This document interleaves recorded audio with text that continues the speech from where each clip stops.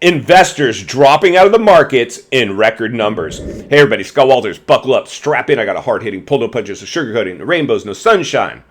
Just going to give it to you and give it to you straight. We got a good one to unpackage today.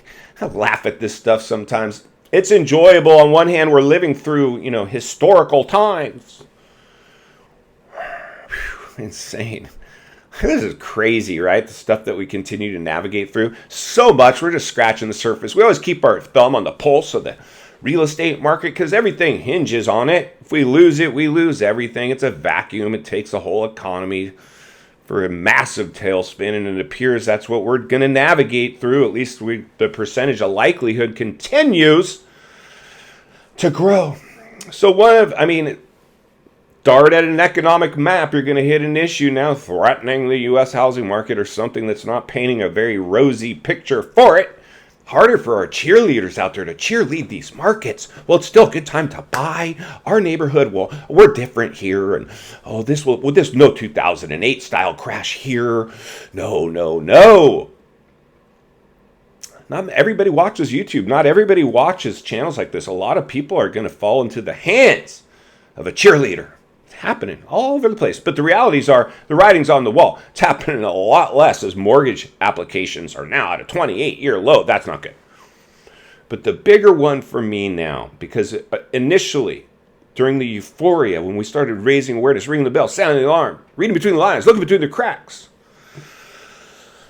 warning people, there's going to be blowback. The dust will settle. We're going to pay the piper from overheating the biggest asset class in the world by making agents essential workers and sending them out to oversell homes in a limited supply environment, driving up prices and creating FOMO. FOMO swept the markets. And who drank the Kool-Aid along with everybody else? The investors poured in like net. We had more investor involvement, no surprise, ever in world history, breaking all the wrong records, my friends. It seemed like a good thing. Hey Joe, how's it going? How's your house today? Mine went up another 10 grand last night. Casino climate over here. What the fact? Investors drank the Kool-Aid by the gallon. Borrowing cheap money. Sam, we used to get the group together and call a meeting. I think we should go buy up a few blocks of real estate. These rates. Guess who's dropping off at the highest numbers? Higher than the last bubble, the 2008 bubble that everybody wants to talk about. 2008. This time is different. That was subprime loans that went maybe. Who knows? Doesn't matter. Out of the problem, in the solution. In the solution. Now, my friends, that dart just hit the investor map. They're dropping out at a faster pace than they were running for the exits in the last bubble. So I've always said it comes down. It doesn't take a rocket scientist to figure this one out. You don't need to know algebra or anything. Basic mathematics will do. Always said this, right? You guys maybe know where I'm about to go. Comes down to one very basic principle. For me.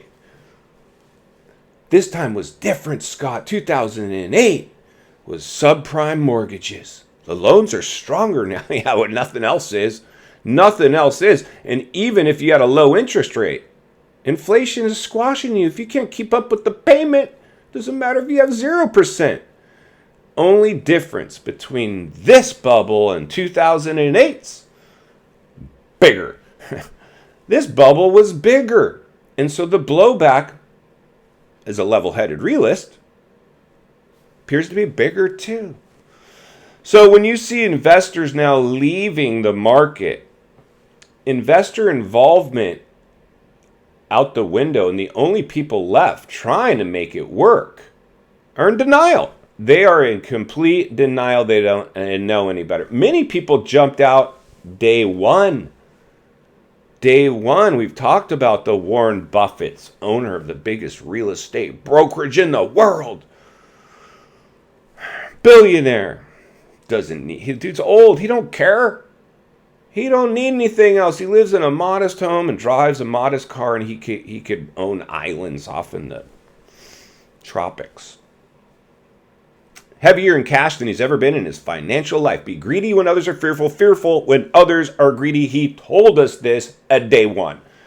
Here we are drinking the Kool-Aid and everybody worried. Remember in the comments? If you're new, jump into the comments. If you're new, please subscribe right away. There's never been a more important time in history to get centered and surrounded with like-minded people where iron has the option, the ability, the capability to sharpen iron, my friends. We're going to sharpen some iron as we raise awareness, ring the bell, sound the alarm, and read between the lines and look between the cracks. So as we read between the lines of this one, when investors now have jumped out of this running for the exits, they're in bad shape, my friends.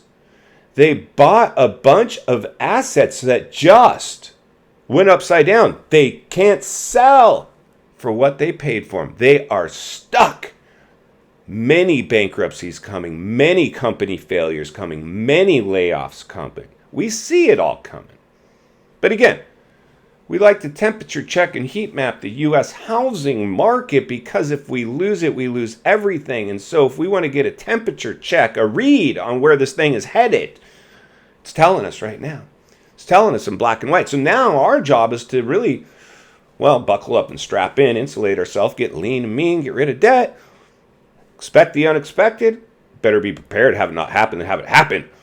Not be prepared, that kind of mindset, just changing that. So we're not a deer in the headlights like millions of people are already experiencing the deer in the headlight phenomenon. Buyer's remorse. We've heard those darts hitting that map too. People trying to sue their agents for FOMOing them into that offer. They want out. Who needs somebody to blame?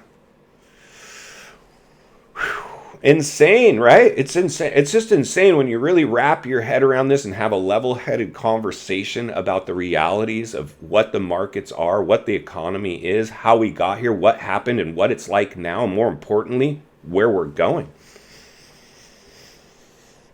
Which brings us to, I think, the last stage of this video.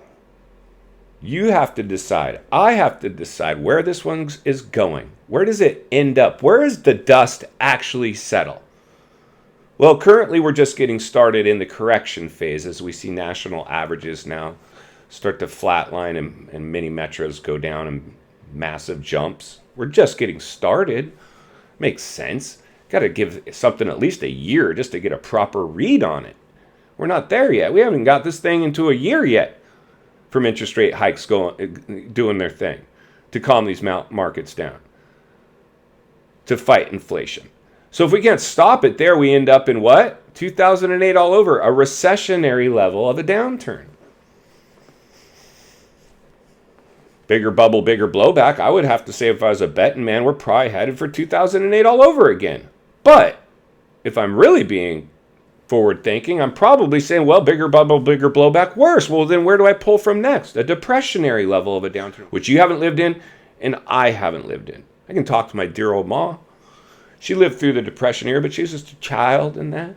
But she grew up with parents that went through that firsthand, and so her household lived like there was a depression.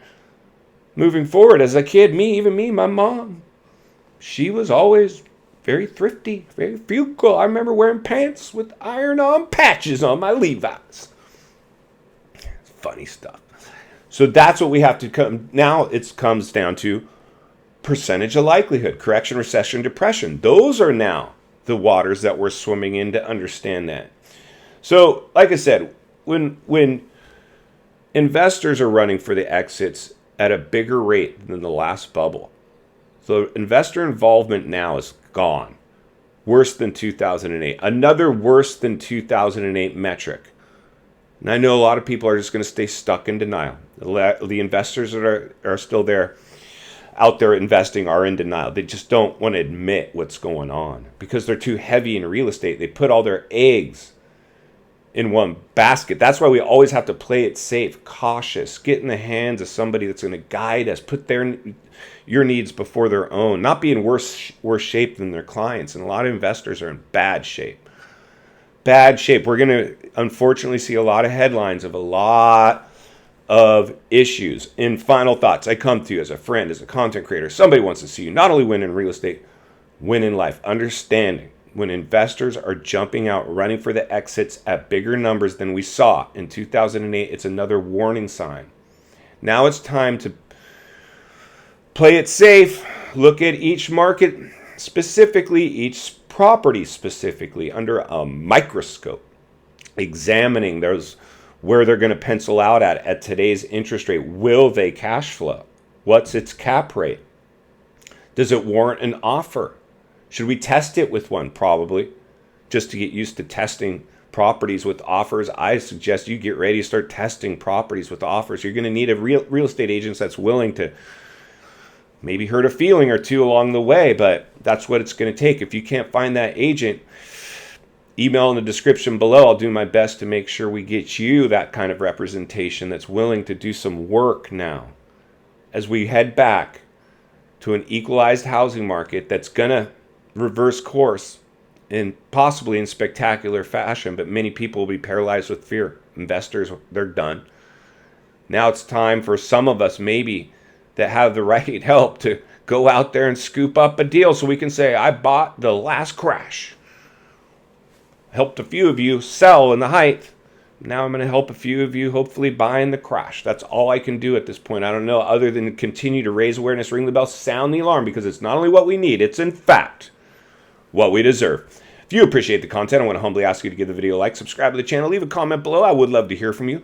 Social media links in the description of this video if you'd like to contact me there, along with links to channels I've appeared on I think you might enjoy.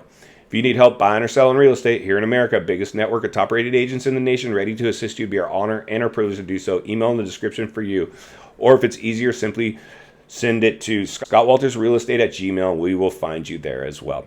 If you enjoyed this video, I think you're going to love the next video on your screen, and there's an easy subscribe icon for your convenience. As always, thank you for your time. Please go make it count today, and I'll see you on the next video.